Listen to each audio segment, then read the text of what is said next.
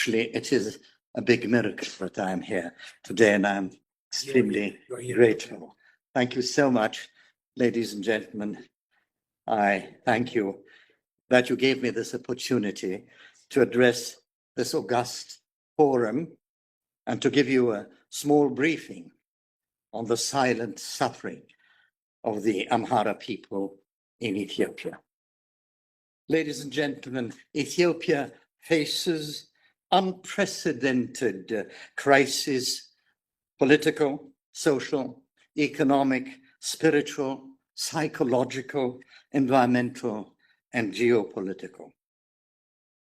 These pose an existential threat to this ancient country that hosts the African Union and several multilateral organizations. Ladies and gentlemen, I often ask, what is the role of a government?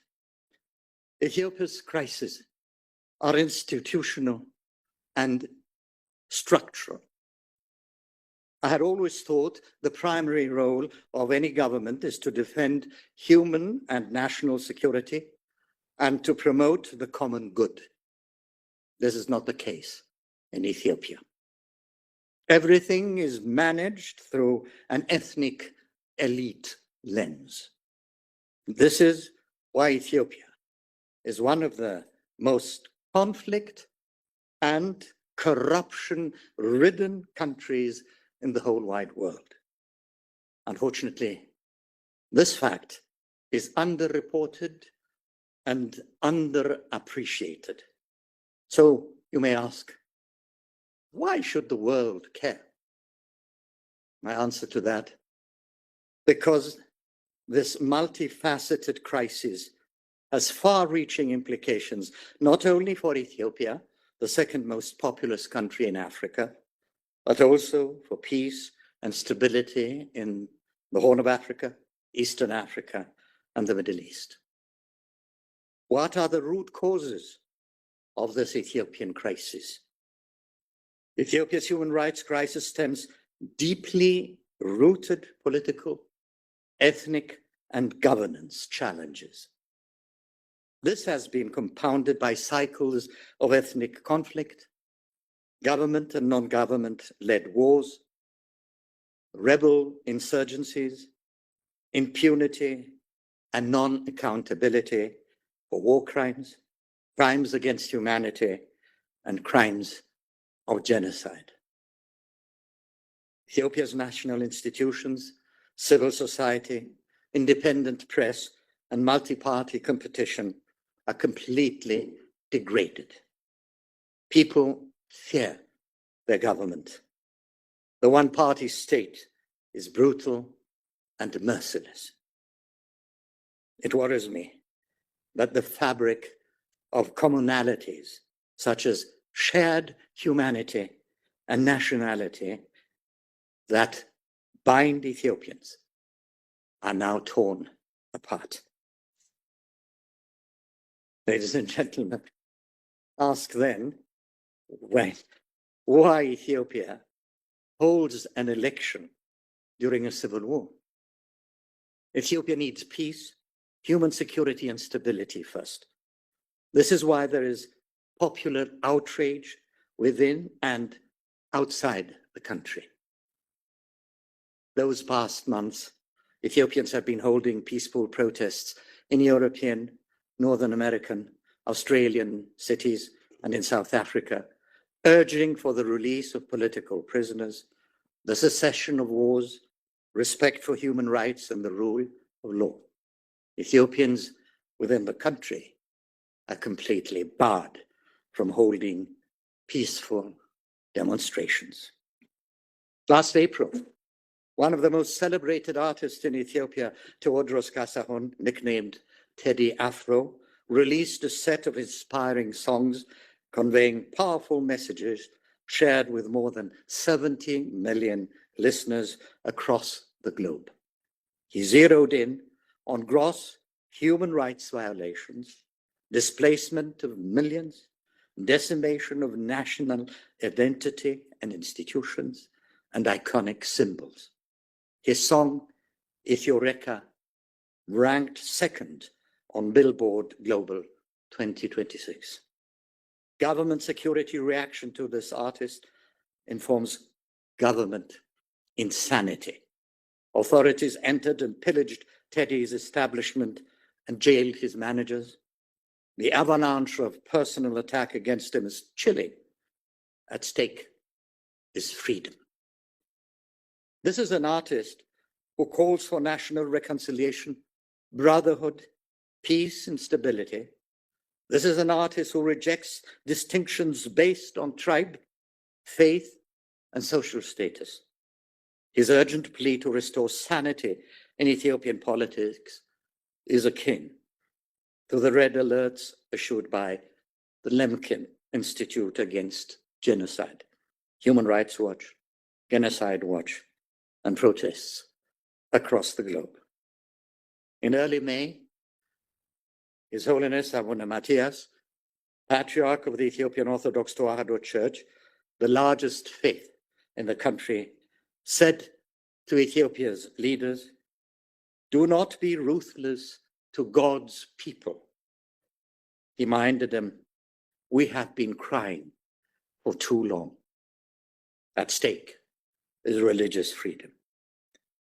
I commend Genocide Watch for its timely April 2026 country report on Ethiopia. Two crises caught my attention: geopolitical and domestic. Fears of war between Ethiopia and Eritrea are on the rise, currently surrounding the contested issue of access to the Red Sea. Leaders have since traded hostile rhetoric over coastal access. The latest explosive border conflict with Sudan is also very concerning.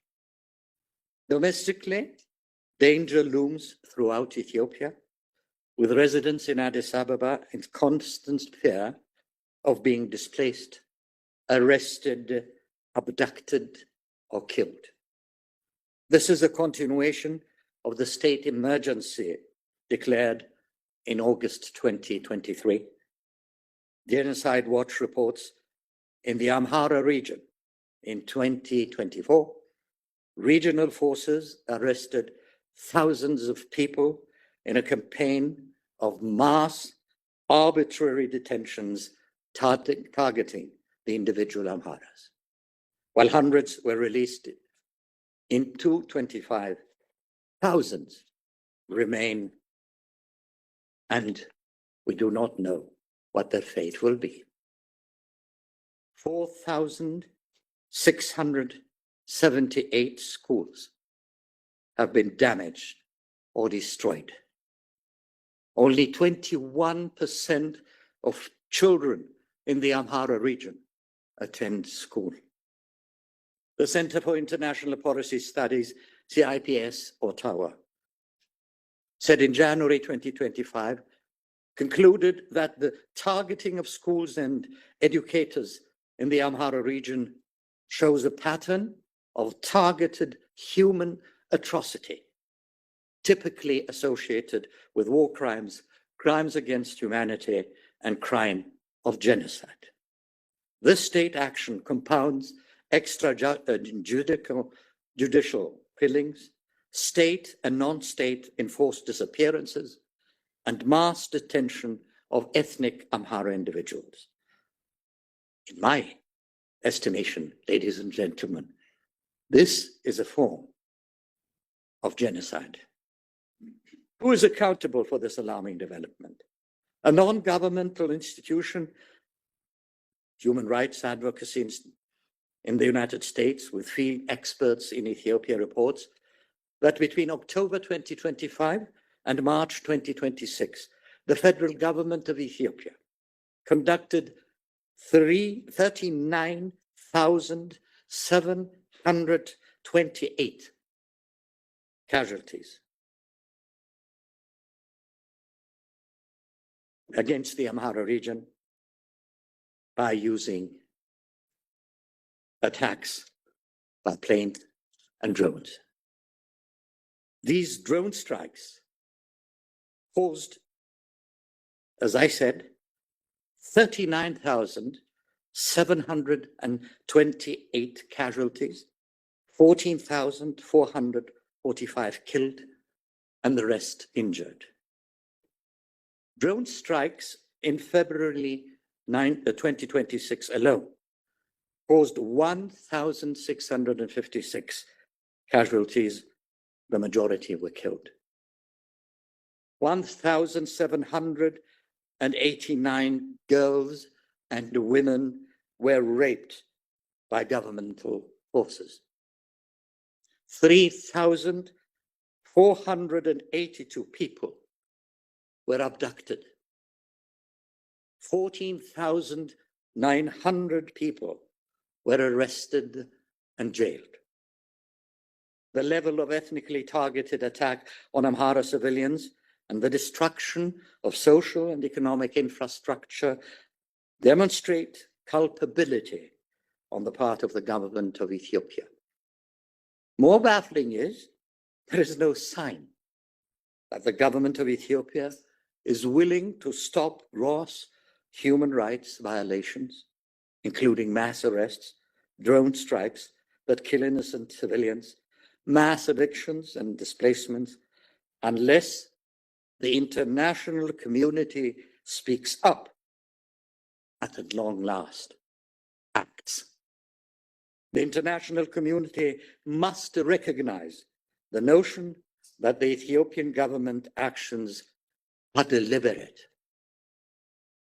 Ladies and gentlemen, for 8 consecutive years, a coordinated and systematic campaign of terror has been waged against the Orthodox Christian communities in some parts of Ethiopia, especially in the Oromia region. The atrocities are not random. They are not spontaneous. They are deliberate, repetitive, and carried out with the direct enablement and coordination of the federal government in Addis Ababa. The documented record of crimes against Ethiopian Orthodox Tewahedo Church and its faithful includes scores of Orthodox churches burned to the ground across Oromia, including ancient sanctuaries of irreplaceable historical, spiritual, and manuscript heritage spanning hundreds of centuries of Ethiopian civilization. Hundreds of priests, monks, deacons, nuns, and Christian worshippers was massacred, with recent reports confirming the systematic slaughter of hundreds of Christians in the Arsi region alone. Their deaths unacknowledged by their government. Crucifixes torn from the necks of Orthodox Christians, including children, by regime-backed extremists. Acts of religious-motivated hatred captured on video and widely circulated, yet met with impunity. Systematic destruction of Christian communities whose identities are predominantly Amhara, but also include Tigrinya, Gurage, Oromo Christians, and other ethnic groups, constituting crimes against multiple peoples simultaneously. Tens of thousands have been forcibly displaced. The forced removal of the canonical leadership of the Ethiopian Orthodox Tewahedo Church by the Abiy Ahmed government, replaced by regime-appointed cadres and radical extremists, rendering the church institutionally decapitated and incapable of defending its own faithful. Prime Minister Abiy Ahmed bears direct, personal, and inescapable responsibility for those crimes. His government does not merely fail to protect Orthodox Christians, it actively coordinates, enables, and shields the perpetrators. Despite irrefutable video evidence, documented massacres, repeated pastoral appeals by church leaders, and sustained international alerts, Abiy Ahmed has taken no meaningful action against a single perpetrator. This impunity, ladies and gentlemen, is not negligence. It is deliberate policy. His forcible interference in the internal governance of the Ethiopian Orthodox Tewahedo Church, installing loyalist bishops, dismantling the church's canonical autonomy, and placing its leadership under extremist control, is a calculated act of institutional sabotage. Its purpose is to neutralize the church as a pillar of Ethiopian civilization, identity, and resistance. This is not governance. It is persecution by state machinery. This conduct mirrors the methods of totalitarian regimes throughout history that have sought to destroy a people by first destroying their faith, their clergy, and their sacred institutions. The Ethiopian Orthodox Tewahedo Church was founded in the 1st century AD, making it one of humanity's oldest continuously functioning Christian institutions, predating, I might say, the Roman Catholic and Eastern Orthodox traditions. It has preserved the Book of Enoch, the complete Book of Jubilees, and countless manuscripts of global, religious, and historical significance that exist nowhere else on earth. Ethiopia's Orthodox Christian civilization, its rock-hewn churches, its illuminated manuscripts, its monasteries, its Tabot tradition, its unbroken apostolic heritage represents a living thread of faith and culture spanning 2,000 years. That thread is being deliberately, violently, and systematically cut. The destruction of the Ethiopian Orthodox Tewahedo Church is not merely an Ethiopian tragedy. It is a crime against the heritage of all humanity. The world ignored the destruction of the Timbuktu manuscripts. It must not ignore this shameful act. Ladies and gentlemen, allow me now to address several international organizations, including, of course, the European Parliament on this matter. First of all, the United Nations Human Rights Council to open an immediate, independent investigation into the persecution of Orthodox Christians in Ethiopia's Oromia region, with particular attention to the Arsi massacres, the burning of churches, and the forced displacement of clergy and believers. Second, the United States Congress and administration to invoke the International Religious Freedom Act, IRFA, and formally designate Ethiopia as a country of particular concern, CPC, for systematic, ongoing, and egregious violations of religious freedom. The European Parliament and the European Union to impose targeted sanctions on individuals within the Abiy Ahmed government who have enabled, coordinated, and shielded perpetrators of violence against Orthodox Christian communities. Fourth, the African Union to cease its institutional silence and acknowledge that a member state is committing crimes against its own religious minorities, crimes that, if perpetrated in any other region of the world, would have triggered immediate and decisive international response. Fifth, the international criminal justice bodies to begin the systematic documentation of evidence for the prosecution of those responsible for crimes against humanity, including Prime Minister Abiy Ahmed Ali and his senior security and political officials who have commanded, condoned, or facilitated these atrocities. And lastly, global media and civil society to break the wall of silence surrounding these massacres provide sustained coverage and amplify the voices of hundreds of thousands of Ethiopian Orthodox Christians living in terror in their own homeland. Let me conclude, ladies and gentlemen. History would judge those who were silent. The international community stood by during the Rwandan genocide, the Yazidi genocide, the Srebrenica massacre, and subsequently expressed remorse. Remorse without prevention is not justice. It must not repeat that failure in Ethiopia.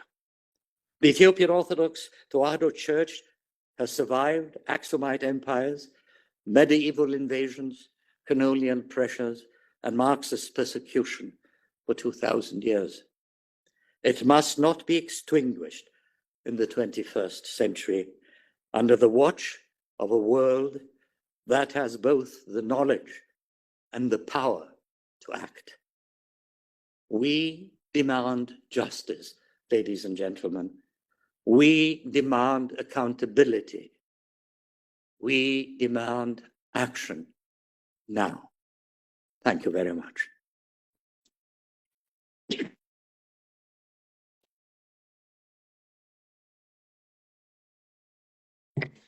Thank you very much for your